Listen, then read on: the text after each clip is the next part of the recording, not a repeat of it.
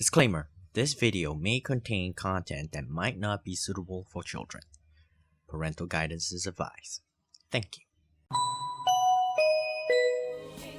Hello everyone, Young Kyo here, and welcome back to Disgaea 5.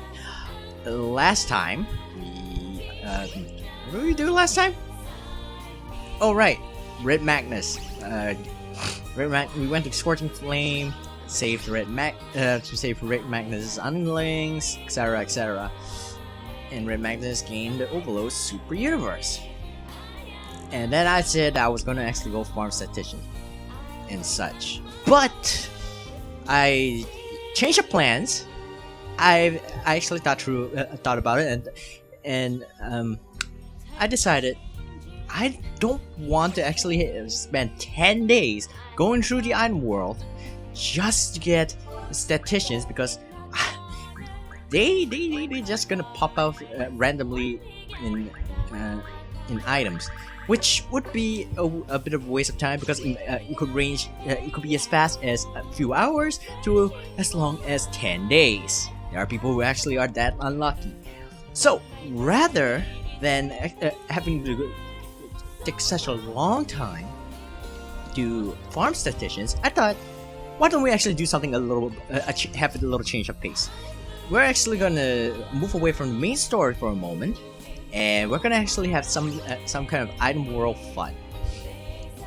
So that means this will be a video where I actually just go around doing random things in item world. And what is that random thing? Well, I actually decided to cheat a little so that we can actually have this fun. This is semi-non-canon.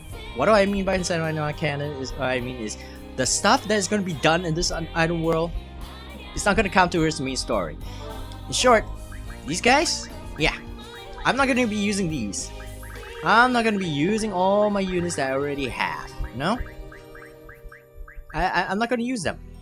Instead, what I'm going to use is this one character that I actually made off screen by cheating. I'm not going to use this unit. Not until post game. Post game, I'm gonna actually make sure that these guys actually are strong enough to be leveled up in post game. But in post game, would mean after getting every single post game characters. That's what I mean by post game. Post game. But until then, these guys will be the, all these units. They're the other ones that I'm gonna use. But for this little run, we're gonna have a bit of fun. Shall we go? What I mean about having a bit of fun? Well, I'm gonna actually go through the item world, but it's not gonna be the regular item world. No, this is an item world that you can only gain access to in post game. We're gonna actually have a little bit of fun. I'm not gonna use it. I'll actually make sure that I do a point exchange for that one item once I'm done. But until then, we're gonna actually use this item for the fun of it, because I never actually bothered using the item assembly. So, well, we can use the item assembly, and to do that, you actually increases a bunch of other stuff. But I digress. What we're gonna actually do? Well, we're going to go into the Burning Blow, the Carnage version. It doesn't exist in the game, by the way. You can go through the entire Carnage dimension, and you will never get a Carnage version of Burning Blow, because they are unique weapons that you can only gain from DLCs, from the DLC characters. Burning Blow, on the other hand, there's no Carnage version. You cannot access the Carnage versions of the DLCs. Sad, I know, but what can you do? So, what this Carnage version is, all the enemies will be 9,999, and it will be a max with sprinters in a sense. And what this means is that through this, I'm going to actually try and level it up to as high as possible, see how far I can go before I need to actually use a Mr. Jancy and exit out. So yeah, this is for fun. I'm not gonna use this. I'm never ever gonna use this. This is an illegal item. Also, I'm gonna change the route. Yeah, you guys will actually see the route. it be changed magically. So what I'm gonna actually change is that I'm gonna change the route to a item enhanced route. There, boom, boom, there. Wait, why is it not changing? Did it not change? Oh, it did. Okay, officially this is now this item is on the item exchange route, the enhanced route. So what this does is make this weapon extremely strong. And well, I'm not gonna actually officially use it. I will once we're actually done with this item, I'm gonna actually use it. But just to show you what you can actually do. But it's never ever gonna actually see use. And I got this character. I made off screen. And a sage with Carnage weapons called Nightmare Maker. We're gonna call her I'm gonna call her Nightmare Maker. She's got a bunch of evil deeds, etc., etc., and max out skills. All of them max out except for the Geo stuff. Yeah, max out skills, max out level +9, max boosted skills, except for a Spore because you can't boost that. Go figure. Max class proficiency except for the ones they have not unlocked yet. I'm tempted to do that, but I'm not going to. But yeah, max class proficiency because I have not even created any new characters and stuff, so it doesn't really matter. And then she has an overload as well. Yes, this is a completely broken character who's going to face a bunch of other broken characters. Oh boy, carnage, carnage, carnage, carnage. Now what Carnage enemies do is they are very, very strong. They are like 1,000 times stronger than the main game. The final boss is not gonna handle the whole handle these guys. That's why I say this is a semi-non-canon run. Look at that! Look at that! I can barely do any damage to them.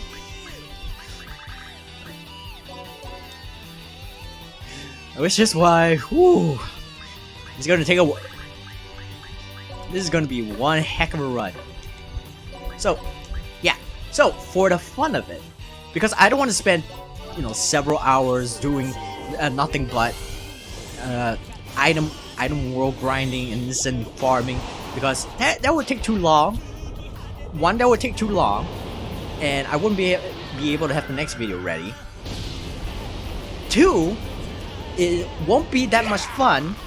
I mean, the item world, it's not that the item isn't fun, but it will be a little boring to actually, do all that, and then have to come up with some kind of video that needs to come out daily. Yeah, that needs to come out daily. But since I don't, and since I'm only playing this game right at the moment, and I don't want to actually record another one until I finish Disgaea 5, and it requires going through the post game, and I really want those statisticians. So instead of doing all that, I thought, why not make a video? Make a video of this. Have fun. And then you guys get to see all the nice, cool skills, etc., etc. This is just for fun. Just for funsies. It's semi-canon. What I mean by semi-canon again? Well, I've actually, have all the instances. But those instances are actually useless unless you put in items. And the only ones that actually truly matters to me are the statisticians, the managers, the brokers, mentors, and instructors. Those guys are the only ones that actually have, proper influence in the main game, where they won't power up the weapons. They just only increase the amount of EXP gain, amount of mana gain, amount of weapon skill gain, etc., etc. But it's better to actually. But other than that, I will never actually use anything else, like the maxed out statisticians, like max out marksmen, coaches, etc., etc., etc. I do have them, but I will actually only touch them in post game. And trust me when I say this when we're leveling up this weapon, it's gonna be very useful in post game. However, we let's use it in discretion. So the whole point of this is just to have fun. It's not about whether I can actually do this or not. It's not about whether it's legal or not. This is the entire point of this video is just to have fun. When we go back to the main game, you will see, aside from statisticians, I will not touch anything else. Okay, except maybe the money. I mean, come on, I'm earning billions of hell, but considering that I only use them to actually buy items to help in the strategy assembly, and buy timbals to input inside the the curry. I don't actually use money much. Oh, also I do heal, but healing still doesn't cost much. You actually just playing through the main story, you actually get enough money to actually heal all your characters, unless they're like this one who has HP in the millions. Look at that, 6 million HP, maximum HP. No, is this no 63 million? That's a lot. Also, she has really high range and high movement, etc, etc. Yeah, she is the most broken character I have at this moment, and I'm not going to use her in the main story because she's too broken.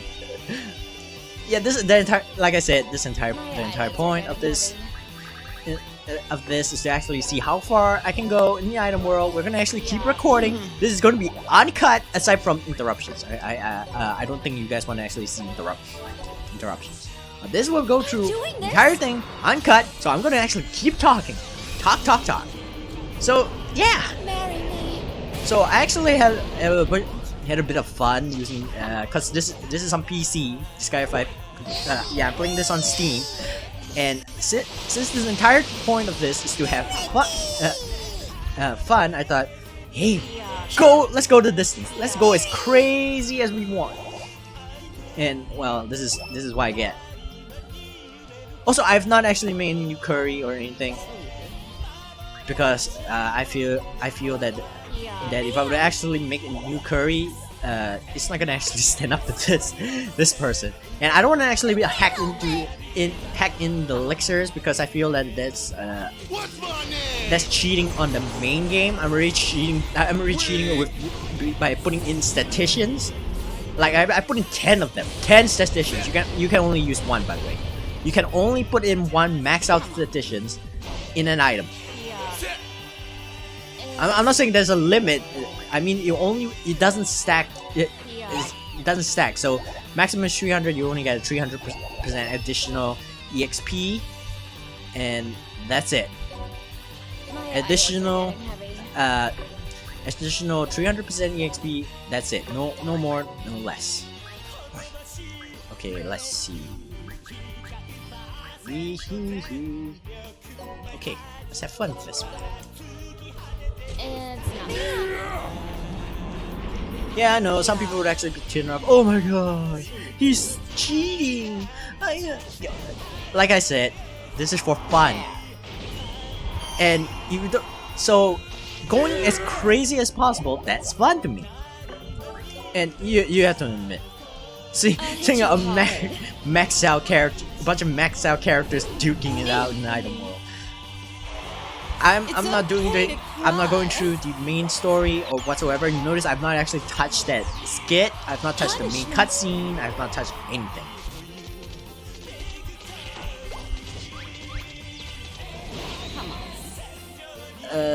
As for whether I will delete this character, I won't. I'm not going to delete this character because I spent a few hours. I spent like a few hours trying to actually get her max level.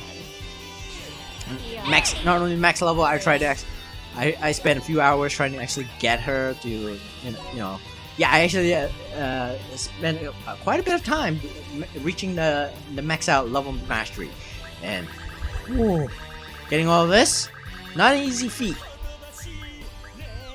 I mean, this again, not an easy feat. This one I have to hack in because you can only you can only gain this at post game.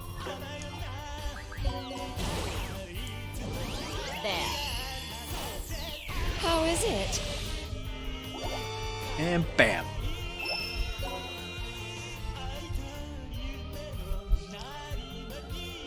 Oh. Miss Evil? Was it Miss Evil? No. Oh, Mr. 8. Yeah, okay. So, My eyelids are getting heavy. the thing about the Carnage Dimension, this is something that only in post game, but the thing about the Carnage Dimension items, they have a lot of stats. Like you were to compare, like, say, okay, let's go to the swords. Okay, Cliome Solaris, yeah, that one legendary sword. This is the Carnage version. Compared to the level 93 Durandal, which I actually spent some time. I actually spent the time in the other one actually leveling up. It's only 4,000 in attack. This thing is in 33,000. Like this Durandal has been leveled up, trained, etc. This attack is actually higher than you know the Evil Edge, the Swordsman's Legend, even the Bloody Blade, which is 1,020, which is like this. This is the highest. I'm not gonna use this, by the way. I'm only gonna be using drops, which is this. This thing is not gonna count. You guys will know. Pay attention to this picture. This is really strong. Yeah, Carnage Dimension's weapons are ridiculously powerful.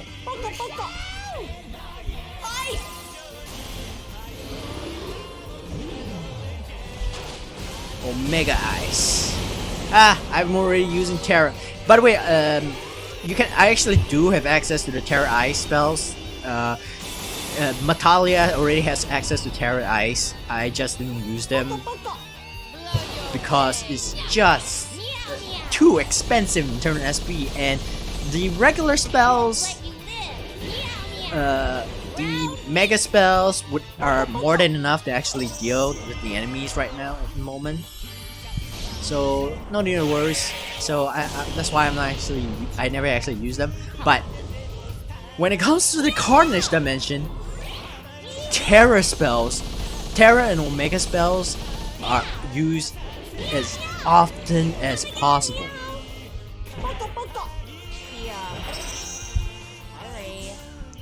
Yeah, I never actually. Oh, I'm still in a normal route. I thought I would actually set this to their hands. Gosh darn it! I probably should have actually done that for all of this, but yeah. Ooh, let me show you the Terra. Terra Star. Yeah. I mean, come on. We go a long way. Yeah, the reason why I call this character Nightmare is because she's literally a nightmare to all the enemies in the game.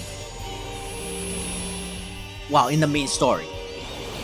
She's a nightmare to the main story. She's gonna be a nightmare in post game because of just how powerful she is.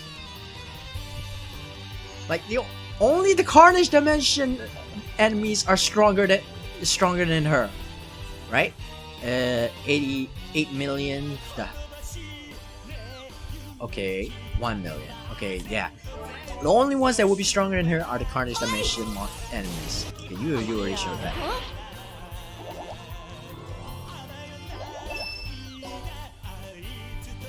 Whew. Oh, by the way, curry actually affects the what's yeah, it affects the timer for the curry. So as you saw before we actually entered this battle, I only have 21 left. 21 curry turns left. I have a lot less now. Showing you how many floors have we gone through? 7. We have gone through 7 floors. So I only have like 14 floors to go. 14 floors to go. Yes. But hey, all in even fun, right?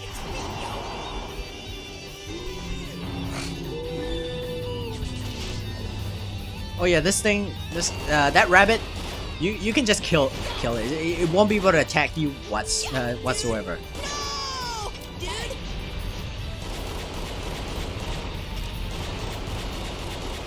Yeah, this is a Resident Evil reference. The arcade versions, obviously. Golden Judgment.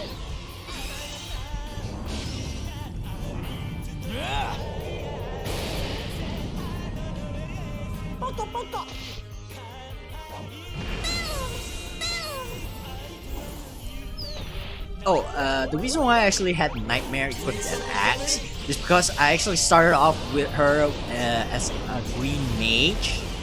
Yeah, as a mage, a witch. I started off as a witch, and then work her way up to the sage. And I thought it would be funny to actually have a cute witch, you know, walk around with a giant hand, with a giant axe. Mother. Not to mention, it'd be hilarious to actually have you know, weapons that actually look like nightmares incarnate, literal nightmares, crushing nightmares, staff of nightmares, symbol of nightmares, nightmare kimonos, years of nightmares. Yeah, a lot of quite a few of these are puns. A couple of these are puns. But yeah, she is the strongest unit I will ever have in this moment in time. Okay,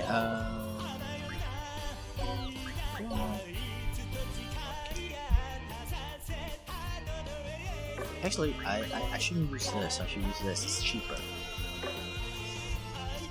I showed Terra Eyes already. Let's use Terra Wind. What am I doing? Yeah, let's use Terra Wind. By the way, you can't kill this guy unless you use you actually kill unless you know dealt. Yeah, nullify damage dealt to this unit that is less than his max HP. So unless you actually one-hit kill this thing, he will never die. Which is a pain. Yes. I actually like this artist. The guy, the artist in charge of Terra Wind. This artist is the mangaka, the artist for the Salem's Singularity of Fate, the Fate Grand Order Salem Singularity manga. Yes. And I really like his art. I think it's a he. Could be a she. I think it's a she. I can't remember. Not because I don't. Yeah, I don't remember because the artist very because this artist doesn't really have a profile website. I remember correctly. I think it is mentioned on their Twitter though, so there's that. I don't think anyone has saw Omega Win, so I'm gonna actually use Mega Win on this. It's not the season for it. Oh, another thing of note. This video shows how powerful a character can be. Because as you can see, the damage we're actually going through. Whew. Good night. Come on. Oh no, your armor break. Come on. Oh yeah, I would actually need to reincarnate her again so that she can actually have all the status debuff spells. Because she only has armor break and mind break, which is not all of them. There are plenty more.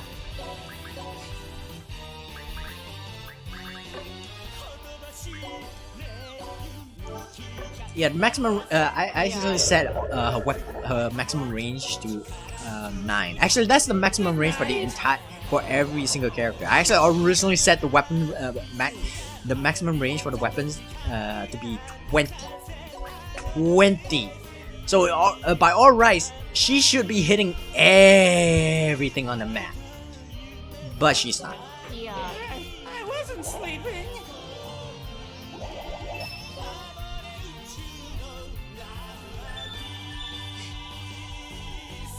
Also, another thing you can actually, one of the things about going through the item world, you want to actually hit the maximum on the bonus list. So after a few runs, you should actually have enough of this filler X, which increases bonus gauge by 3 levels.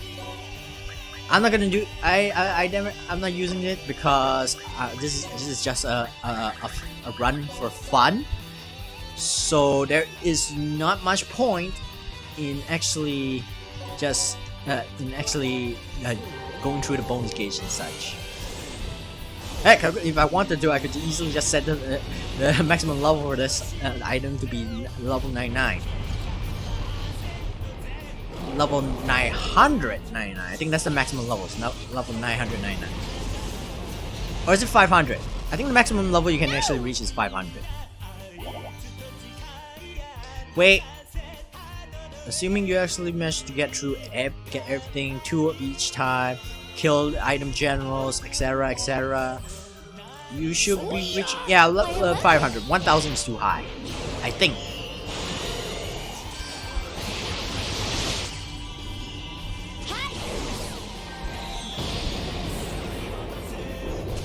Sorry. It should all go as planned. Okay. So. Okay, we can skip this. Quite some of these are just. I'll do this. Oh, Big Bang. When I first started playing Disgaea, which I started Disgaea too because I couldn't find a copy of the first Disgaea game for the PS2. I actually learned about it by from Sprite comic of all things. Yeah, I learned about it from a Sprite comic that one of in the past a Sprite comic I read. The person who made the Sprite comic liked Disgaea, and when I actually saw, I was actually interested in it.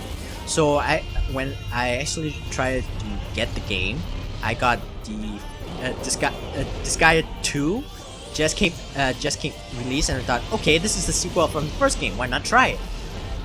And as I played through the game, I was like, okay, it's the first time playing through the game, and it was all regular. It was. At first I thought, okay, that's cool. You just have to do this and that. Whenever I play games, most of the times I try to finish it, unless it's, either it's too difficult, or it requires too much grinding, etc. But when I normally reserve my judgment for video games when I finish it. And let me tell you, by the time I finished the game, Adele managed to actually reach the level 40 in Fist Mastery, which is kind of normal, which is pretty normal when you actually, And I didn't know anything about the game, so I most of the time I just go back to the previous map and then fight in there and train until I'm strong enough. I didn't even know Prinnies explode when you throw them. I actually went through one of the levels you had to actually fight Prinnies, and I did not know you had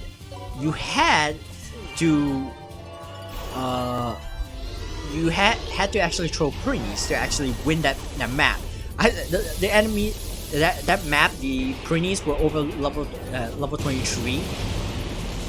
Over level 23, and my strongest unit is only like level 18, and that's Adele. He's not strong enough to actually beat them, so I actually went through the trouble of training, and then level up Adele until he's strong enough to actually kill everything. Yes. All the preems, which is kind of dumb. Until much later, and then I paid attention, and then I saw, oh, explodes when thrown. I threw it, and oh, that level was easy. Okay, I went through all that trouble for nothing. Come on. That's on my second playthrough of the game. And when that happened, I was pretty shocked. Come on. I felt pretty dumb for not knowing. But then again, I was young. I don't pay attention much, so yeah. Blame my immaturity. I'm still pretty immature though. It's not the season. In any case, okay, hold on. I would actually, you know what? We'll just use the normal attack. Yeah. Anyway, back to the topic. I actually digressed, right? Anyway, Big Bang. Yeah. When I first saw Big Bang, I was pretty shocked. I was like, "Holy crap! Did he just create a black hole? And have that black hole blow up the enemies?" It was pretty impressive sight, because at that time, before Disgaea, I actually originally played Final Fantasy. Final Fantasy 10 at that time was like the most popular RPG. So aside from Bahamut and maybe in Yojimbo, you rarely see you don't really see too many, you know, really OP attacks and such.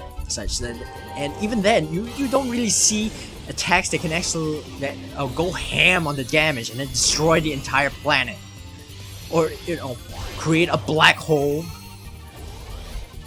Like like Yojimbo's most powerful attack, the Zamato, one shots the enemy, but and he just, you know, cuts through the enemy, cuts through all the enemies.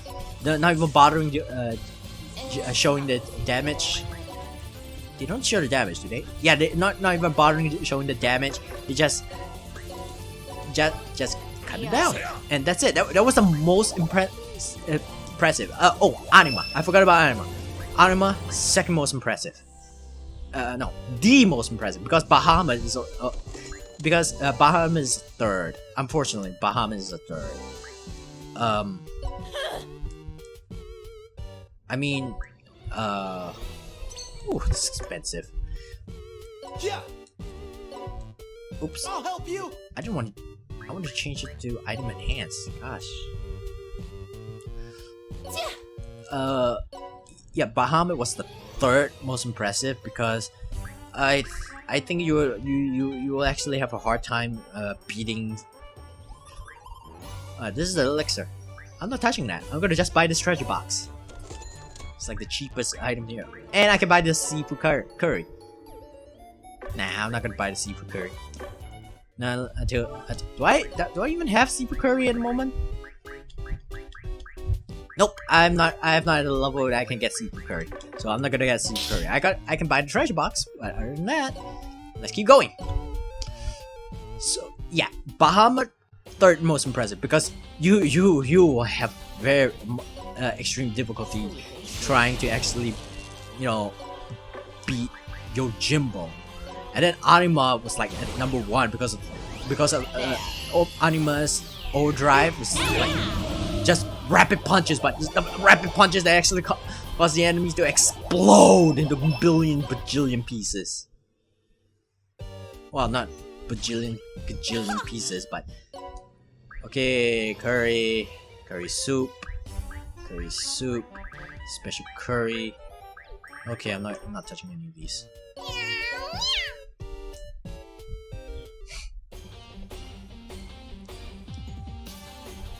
So yeah. My eyelids are getting heavy. Anima was, at that time, Anima was like the most impressive.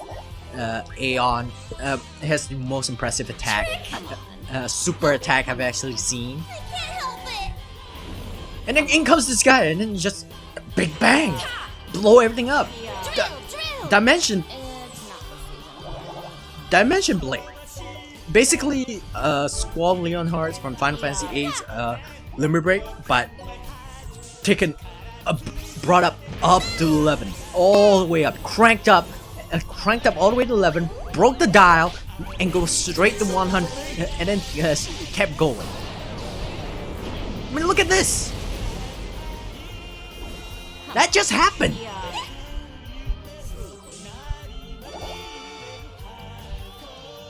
That just happens. Like, how impressive was that? And then, okay, let's not beat around the bush. Let me show. Oh, I can't reach. Wait, hold on. We have this. We have this. I mean, it's not as strong as the axe, but it's impressive. Actually, I don't want to use the sword. Do we have anything more better? Gun? No electric gun. No Carnage guns. Ooh, Carnage bow. We have that. Oh no! Holy shoot! Give me back my staff.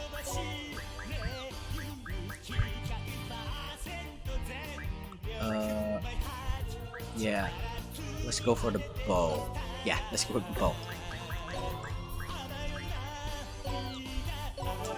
Let me take a look at this. Sword Inferno. This is definitely a reference to Fate Stay Night. That's basically Unlimited Blade works right there. I am the bone of my sword, baby. Oh, look at that. At that time, Fate Stay Night was still a visual novel. So it's not so something like that. Yeah, you have to imagine it, and that's the most you can actually do. You have to imagine it, and that's it. That's all you can actually do. Imagine. But seeing it actually in person, ooh, feels a lot more different. Of course, there's still the anime, but you know, at that time, it was made by Studio Dean, and the anime was not as impressive. At that time, anime doesn't have the same actions. Yeah, it wasn't at that time. In the past, around the 2000s, early 2000s, before 2010, the 10s, the whole anime was not as impressive. I mean, still good, but action scenes weren't as impressive as they are now, because you know, technology get better and all that stuff. Will it hit? There it is. So yeah.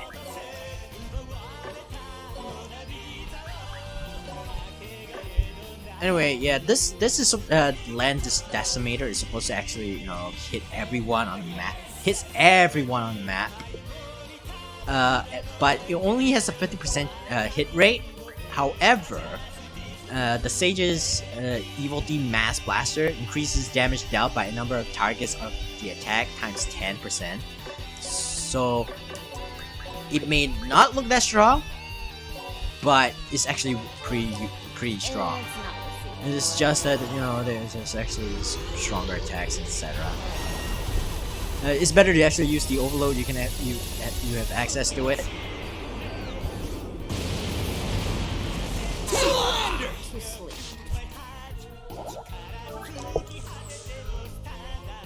Yeah. Come on. Go! So, yeah, Big Bang. In the past, it was just, you know, just them in empty, on a piece of land, charging up, then punch, one punch, punches the enemy, and then boom, black hole. A black hole occurs, and then it blows up.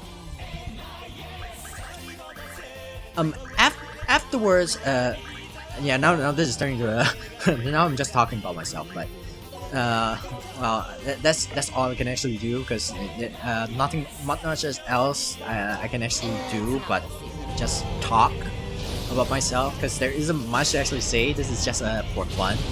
This is more of a casual video until we either hit the time limit of the video, yeah, the limit of the video, or we reach level 20 or something like that. So anyway,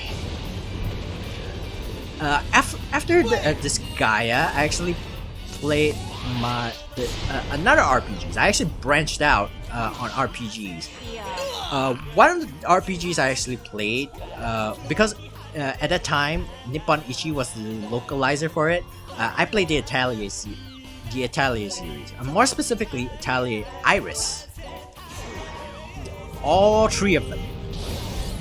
Was it all three of them? Yeah. But it was the first two. The third has not came out yet. No, the third has just came out. Manacamia was actually coming out, but you know, not yet. Oh, this is not instant floor. Basically, any enemies you kill here would actually power up. Any instance you kill here will power up, or you know, you gain more instances and such, which is actually pretty useful. My eyelids are getting heavy. But I don't have to worry about that, so I'm just gonna kill everything. Can I kill everything? Just kill everything. So, where was I? Ah, yes. So, I actually branched out to the Atelier series. More specifically, Atelier Iris. Yeah, that was my first Atelier game. It was my first Gus game. Another RPG I actually tried was the Tales of the Abyss. At that time, you know, PS2, that was like the latest in the Tales of series. And I had fun with those. Atelier Iris, I had actually because I was still branching out the RPGs. My first RPG was Final Fantasy VIII. I know people don't like Final Fantasy VIII, but hey, I liked it. It was my first. You'll always remember your first video game. For whatever genre it is, the first one will always be your favorite no matter what, because not only because it's nostalgia, but because it's your first ever introduction into that series, and you actually into that genre, and you love that. And if it actually caused your love for that genre, then obviously it will always be your #1 favorite, because it's the one that introduced you to it. No matter what, that thing will be default into your favorite. Maybe not #1 because there will always be an RPG that is better, but it will always be in your list of favorites because it's the first video game you've ever played for that genre. Anyway, I'm digressing. In any case, Atelier Iris. I actually did some research later after I played that game. Played those games, but they actually mix up the formula for it. Because originally it's supposed to be just an item creation. You have to actually create a certain an item in a certain amount of time before a deadline. But but for the Iris series is actually different. They actually changed the formula to actually make it a more standard RPG. There's no deadline. You have to level up, etc. The item creating mechanics are still there, but it is and it's one of the main focus, and it's actually pretty fun. It was actually pretty fun. Wait, no. Oh, sorry. I apologize. I was wrong. My first actual introduction to Gus games was actually Artolinko. Those of you who don't know what Artolinko is, it's basically a spin-off of the Atelier series. Originally it was it has the item creating mechanics, etc., but it's not as prominent. You actually have a party. You have to protect a girl, a species. Yeah, actually considered species. They're actually humans, in my opinion. But a species of people known as Rabbitails who use song magic to fight, and you have fight, boost, etc. Boost their allies or cast spells, etc. And because they're actually song magic, which is pretty powerful. And at that time, I actually, when I first played that game, I quite enjoyed it. I quite enjoyed the mechanics of that game. I'll try, flip. Come on. Yeah. Oh no. I wanted to kill that final instant. Oh look, lost soldier. Oh. No. I let you choose, obey or die. So yeah, okay, this is a lost map. Yeah, since this is where I don't want to actually talk about it. This is a lost map. You actually beat this map. You can actually. My eyelids are getting heavy. You can actually increase the level for your item. So I'm gonna actually do that. Ice. So yeah, when I first played Artolinko, it was actually pretty fun. It was a great RPG. I actually it's the main reason why I actually looked through the other Gus games. I actually saw Atelier Iris, and I thought, okay, it's Gus, so why not? I'll actually might as well try it. And while I did not really truly fully enjoy the first one, because the mechanics were a bit wonky. This is the first time they actually changed the mechanics for it. So yeah, so it's actually way different than the later game. So these I tried playing the second, which is a lot similar to Manacamia and such, but they're actually still working on it. I actually feed myself. So it's actually similar to Manacamia, but slightly different because they actually work on most of the kinks from the first game, from the first Iris game. Come on. But it's still not that great, but it's better. Afterwards, I actually I managed to clear that one, the second game. Then I went through the third one. I managed to clear that one. That one, Atelier Iris 3, much better than the second one. I was annoyed at the what was it? The time limits when you actually go out adventuring for that game. Yeah, they actually changed it made it a little different. But I was a little annoyed at the time limit for adventuring. But then, what can you do? Okay, I'm gonna actually heal. Wait. Oh boy. So yeah. One of the things that actually made me really have fun with the Gus games, starting from Artolinko, was the random encounters bar. Come on. Like, Was it good for you? to ensure that players don't, the players actually move on or actually be able to continue through, walking through the map. They actually have a random encounter gauge where it will deplete as you when you fight. The more you fight, the lower it actually gets until it empties out. then you cannot fight anymore. You either have to exit the map to actually continue fighting, or you can, you can actually just keep moving. Or you have to use an item. You have to use. You can actually use an item to actually refill the gauge or empty it, completely empty it out. You can either way, which makes things pretty fun. That way, I don't actually have to pay attention. I would know that. Oh, I would never fight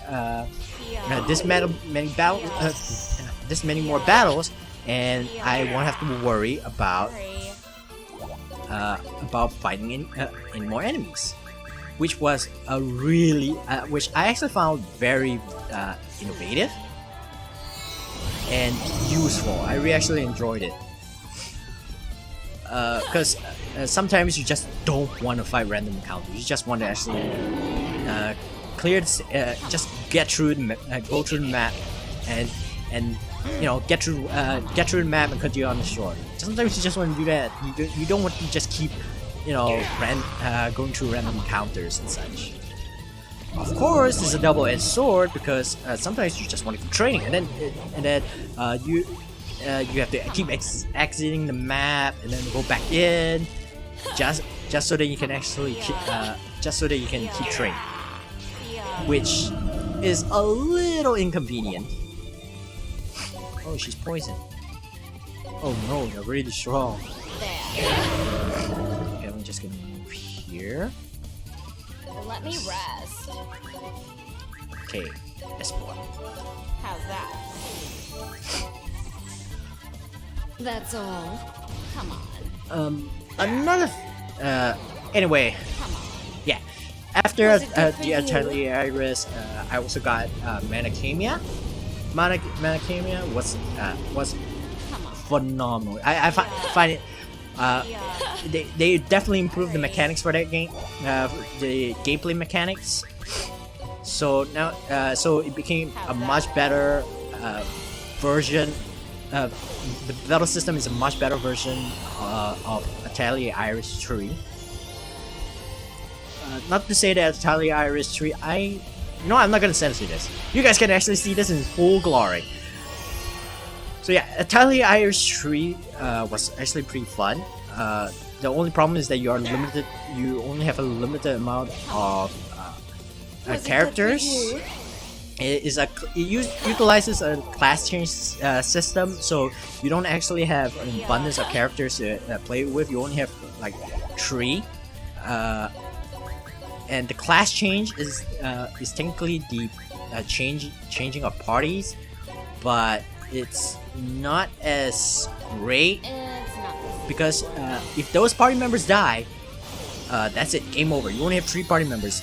But Mana came. Yeah, actually, the previous 2 Atelier Iris games, they actually have more party members. And because they have more party members, when a party member dies, another one will take over that fallen party member, which I actually was really pretty shocked because Final Fantasy X, your party member, if a character dies, they're dead, and you cannot swap. You cannot swap them with a backup party member, but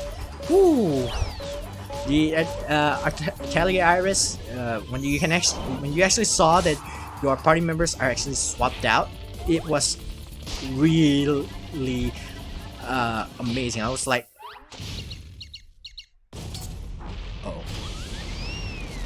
oh no! Come on. Disaster. It's not the season for it. So yeah, I was actually really impressed with with that fact, and I actually was hoping more games would actually do that. Sadly, not many games actually allow you to swap your party members with the one that has fallen.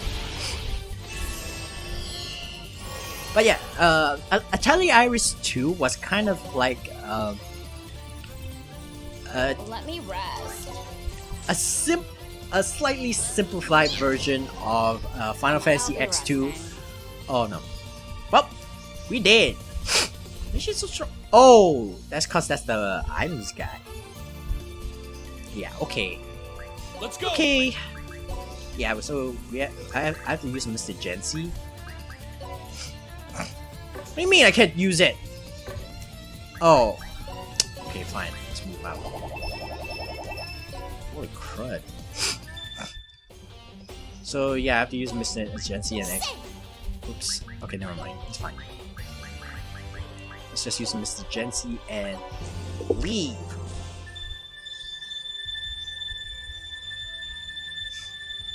Ooh, look at that! All that stats. Look at that stat. Whoo, boy. 1,035,276 in both attack and speed. Oh, hey, look. What? So I'm just gonna actually go through that first before we actually, test out a new weapon. So, yeah.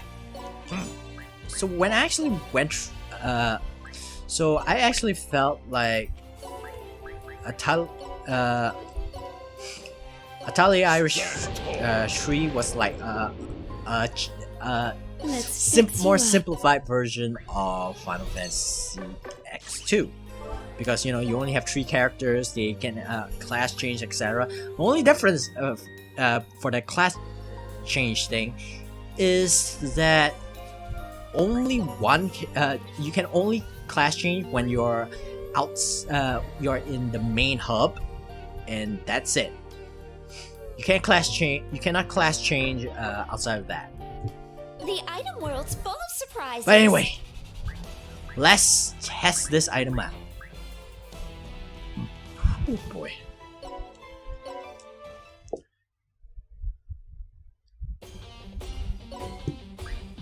Okay. My eyelids are getting heavy.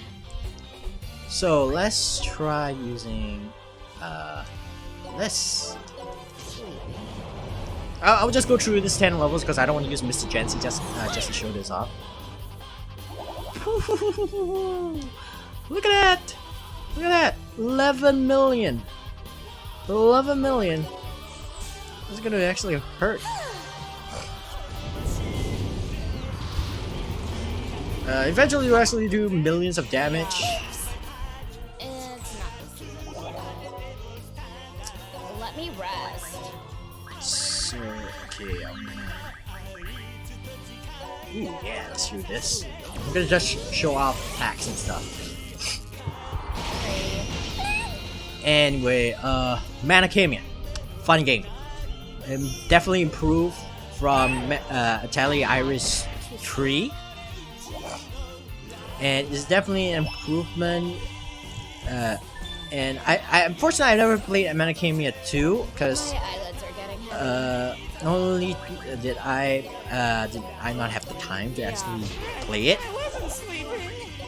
By the time I actually found time to actually go get the game and to play it, it was already no longer being sold in shops.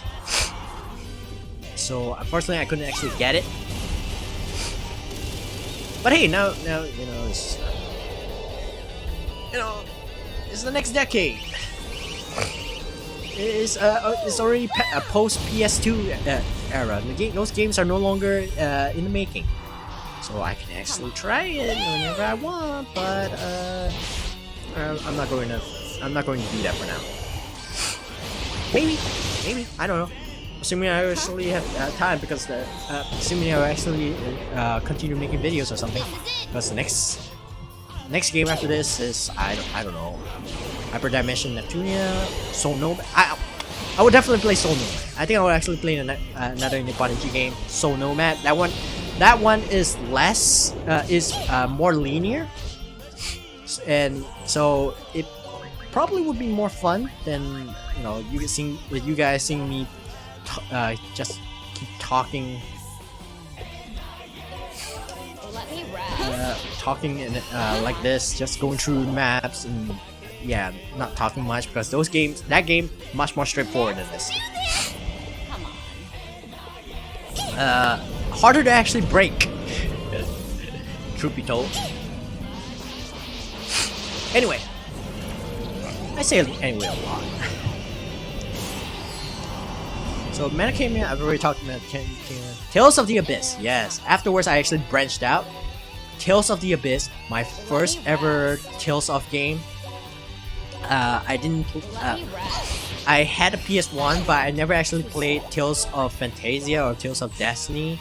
Doesn't hurt. Or Tales of Eternia because I didn't actually I didn't surprisingly I didn't have that many games on the PS1. I wasn't that much of a gamer during the PS1 era because I was still very much a kid. I would rather watch TV at the time. I wasn't really allowed to play video games on the weekdays, so I could only play on the weekends. My And eyelids are getting heavy. and even then, I didn't have that many games to play. I would like play Crash Bandicoot. I kept and Spyro the Dragon. I would actually play a lot of those. I play those a lot.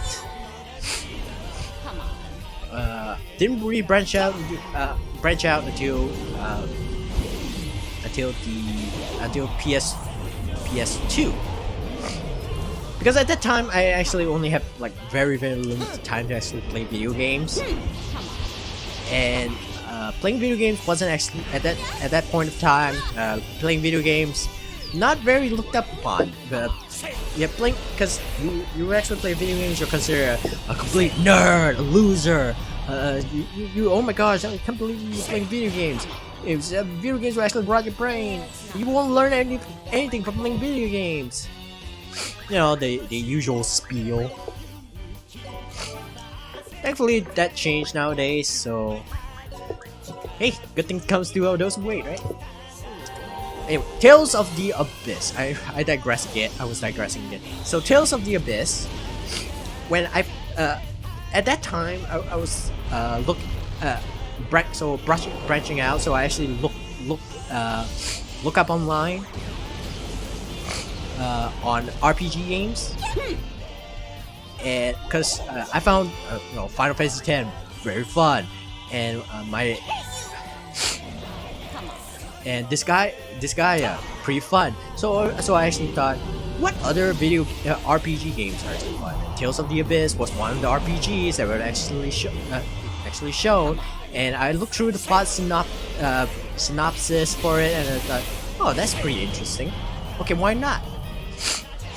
Truth be told, I actually looked through the plot synopsis on Wikipedia, because at that time Wikipedia was the best place to actually get information. Personally, so didn't have many friends that I didn't actually have any friends that play video games. So I would actually play. So I actually had to look it up.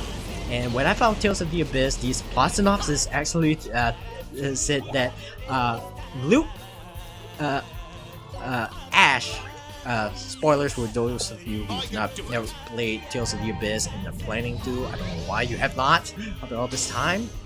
But anyway, so spoilers for that. Ash, who was originally Luke, they actually the plot synopsis says that Luke was the Luke you're playing was mistaken as the original Luke, and throughout the whole game, they actually the way the plot synopsis says, it sounded like Luke and Ash were two completely different people, and accidentally got switched during a kidnapping. And originally they wanted to have Luke some kind of the original Luke for some kind of some kind of plan. So while that part was correct, the way they actually said it sounds a lot more like the original. They need the original Luke, and the original Luke got the so-called false Luke, Luke doppelganger, was mistaken. So Luke Doppelganger was mistaken as original Luke and got saved, while the original Luke was mistaken as the false one. And the false one, so the original one got actually inducted in the military so that they could kidnap the original Luke again.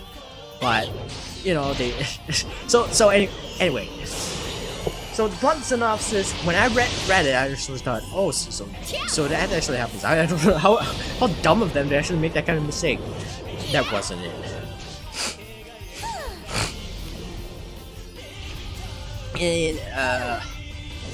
In any case, when actually the gameplay for that game was really fun, even though it was because I already played games like Final Fantasy and Disgaea and such. I always thought RPG they can only be turn-based. Most of the time they are, because I don't play Western RPGs, you know, like Fallout and such, and Fallout, Skyrim. I don't actually play those type of games. I actually don't really like them, truth be told. So so to me, RPGs were always video games that turn-based. Are always turn-based video games. It was not until I played Tales of the Abyss that I learned, oh, so this is an RPG as well? Oh, it is a mix of a fighting game and an RPG, which I made me really enjoy the game. Because I get to control the characters freely. I don't actually just input the commands. No, I can actually move the characters left and right, have them actually move around, avoid attacks, block, freely block. I can block at any time. Oh my god, that's so cool. Yeah. My eyelids are getting heavy. So yeah, that was my impression of Tales of the Abyss. I actually played that game for hours. I actually managed to clock in over hundreds of hours, over 100 hours in that game. Well, I did the same for Disgaea, but you know, more different game, same thing. You know, different day, same, different game, same result. So yeah, it was. So as I learned about video games, I guess I became more and more RPG fan. So PS3 era came around. Hyperdimension Neptunia, because it was at that time localized by Nippon Ichi, and that's where Nisa originally came from. Human Representative NIS. Yeah, so she was actually originated from Hyperdimension Neptunia. So I actually played through that game. Unfortunately, the first Neptunia game wasn't that great. Soured my impression on it a little, because the first Neptunia game, you cannot really use items. You actually have to set a gauge to actually for a percentage chance of using items, which everybody found really dumb. Because I have to actually leave it up to chance on when my characters would use an item when they're you know, dying and such. That is so dumb. So yeah, the first Neptunia game wasn't that great. Unfortunately, it has to be said. Those of you who actually liked it, good on you, congrats. But personally, I did not fully enjoy it. So yeah, so I actually stopped playing that game when Neptunia 2 was announced. I actually made a note of it, but I never actually bothered getting it. Neither did I for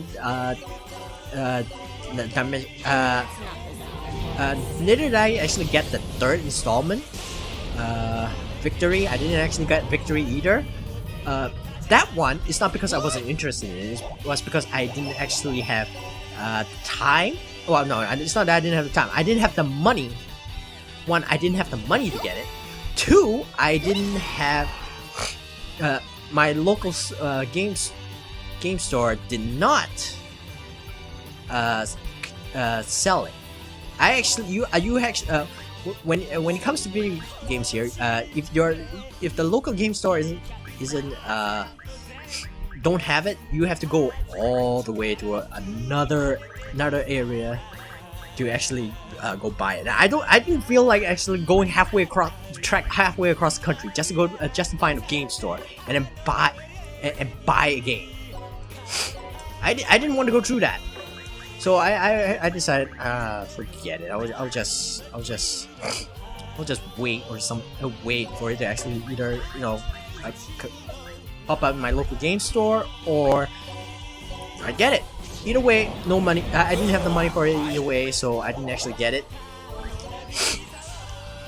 But I did get Tales of Graces, Tales of Celia, and when the Neptunia games were re-released for the Vita, I actually got it. I actually got all 3 games, and they actually made, when I actually replayed, which apparently was based on Victory. I enjoyed those games. I really enjoyed it, and that was when I actually finally I can enjoy these games again. Oh, cool. So since then, I've been playing more and more RPGs. I played Atelier Verona,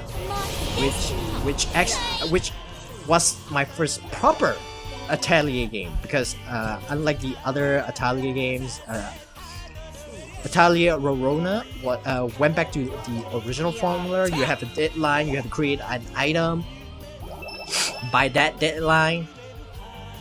So I truly enjoyed that game. My eyelids are getting heavy.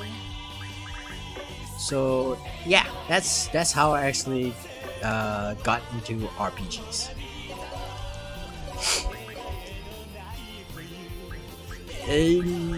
So I actually not sure what to talk about now, because that wasn't my entire spiel. Just to talk about why I actually like RPGs, or how I actually got into Disgaea. Ooh, I can actually talk about Disgaea 3. So Disgaea 3, at that time DLC wasn't a prominent thing. There were DLCs, but they weren't as common. Most games were actually finished by that time. Nippon Ichi games / Gus games were the only games at that time that I owned that required that has a lot of DLCs, and they were really optional. So I didn't actually buy them all. I only bought the ones that I actually liked. For example, Disgaea 2 cast, Nippon. I bought Lisa and Gus, who were the Hyperdimensional Neptunia, the first game. They were the only DLC characters for at that time. There weren't any other so-called personification of third-party characters. So they were the only ones at that time. So I actually got them. Wait, no, there was also 5 BP and Red. Yeah, those 4 were the only DLC characters at that time. I didn't actually get them. There were free DLC areas you can actually go to. Other than that, there weren't anything else. Whoops. So yeah, there weren't anything else. The other RPGs were the only ones. The other characters were the only ones left for that. There weren't any DLCs. There were only character DLCs, and since they were completely optional, at that time DLCs were actually done properly. You only get optional content that will break the game, but you don't need them. You absolutely don't need them. And the additional content doesn't matter. The additional content doesn't matter. The only thing that matters were the characters. While For Disgaea 3, the DLC characters, etc., were prevalent. I mean, the DLC stories were just kind of there. I mean, you do get more characters, and the story was pretty interesting, but I didn't buy it again. Come on. Come on. So yeah, DLC weren't that prevalent at that time. But when I played through Disgaea 3, I didn't. I was annoyed at the change in formula, and it actually dampened my love for the series because of that. Because they changed the formula on what skills we gain. I actually talked about this before in the previous video. So because of the they changed the way of learning it, I actually did not fully enjoyed it, and I did not actually want to keep playing through the game. When I actually kept playing through the game, I only bothered playing through the whole thing, the main story, and then did a bit of the post game. That was the first. Disgaea 3 was when post game. Now post game actually became the norm. And by post game, I mean it's not like the previous two didn't have post game. It's just that they allow you to just continue moving around, act as if there's an epilogue for the main story. Come on. So when I played through that, I only managed to go through like a few of them before I decided I'm not going to go through this. I'm not going to actually go all the way. I'm just gonna do what I can and then stop. Just stop. Thank you. Because not only was it not fun at that time, I had to go through the island world. The character world was up, come and go randomly. So yeah, it was. Personally, I actually didn't fully enjoy it. What? Oh, however, then Disgaea 4 came out, and oh, they improved it a lot. Like, you wouldn't believe how much they improved it. So yeah. Anyway, I think I've talked long enough. I'm gonna actually do this one last thing before we end this. Wait, hold on. Actually, I worked hard on this, so I'm just gonna just leave it there. So, oh wait, no, this is the wrong one. Point exchange. There we go. So, this,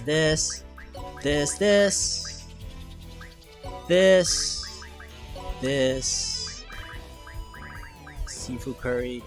It's not that powerful, so I'm just gonna leave it there.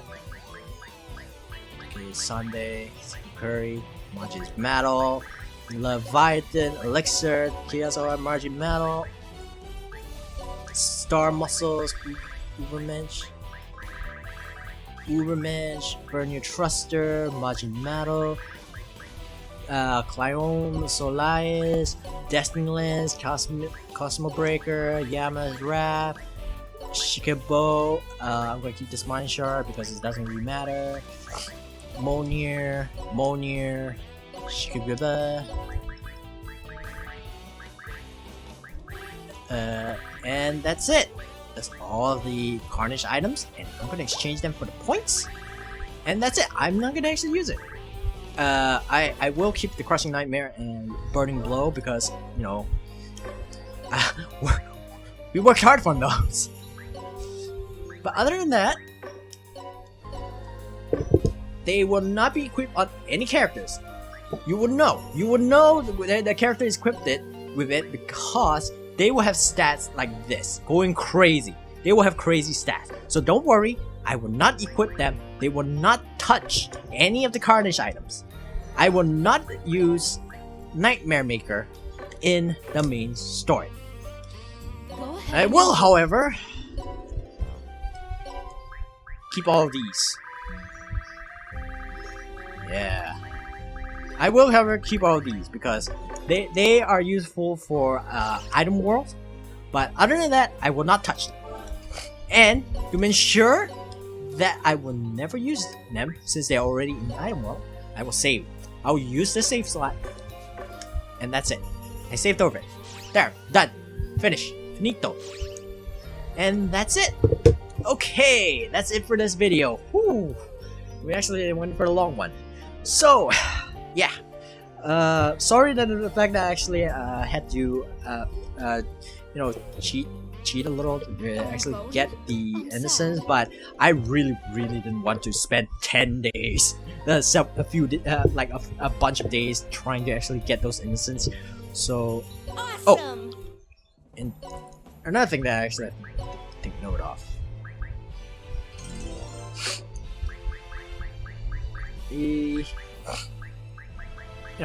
Just use them. Just use them.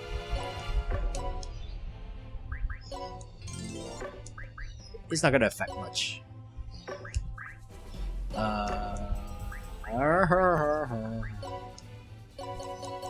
Okay, done.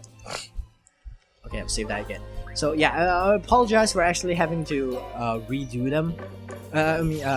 To hack into the instance, but like I said before, again, I did not want to spend hours upon hours farming for statisticians. I really do not want to do that. It will take too long, because as you can see, they are rare, and it will take a long time to actually get them.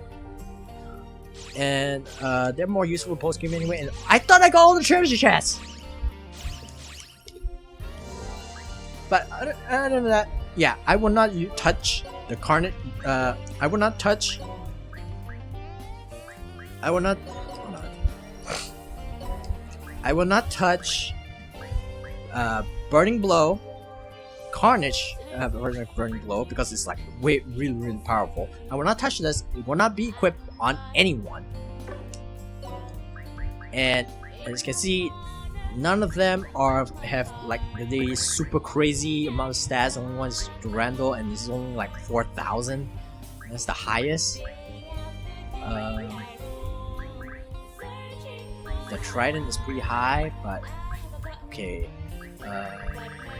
Yeah, no crazy stats. Just doubly make sure. You know, I need video evidence so that you guys will know that yeah, I do not cheat on the main story.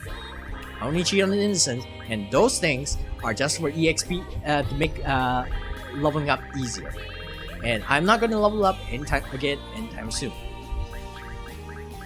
So yeah, no super crazy stats. The highest is only 1,000.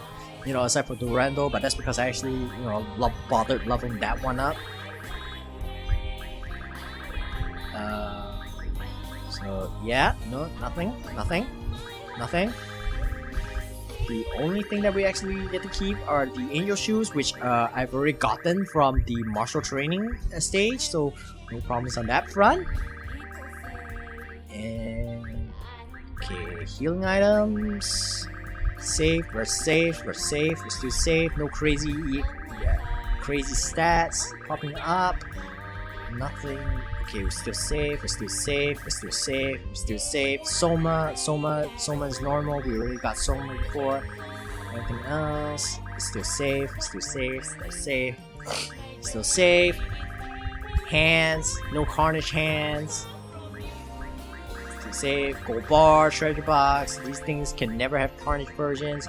These things will never have Carnage versions. And these are just scrolls, which just gives you stats and abilities, skills and abilities. So they don't really do much. And these are favorites. I lock these special items. Did I lock? Okay, never mind, it's fine. So yeah, that's it. Alright, that's it.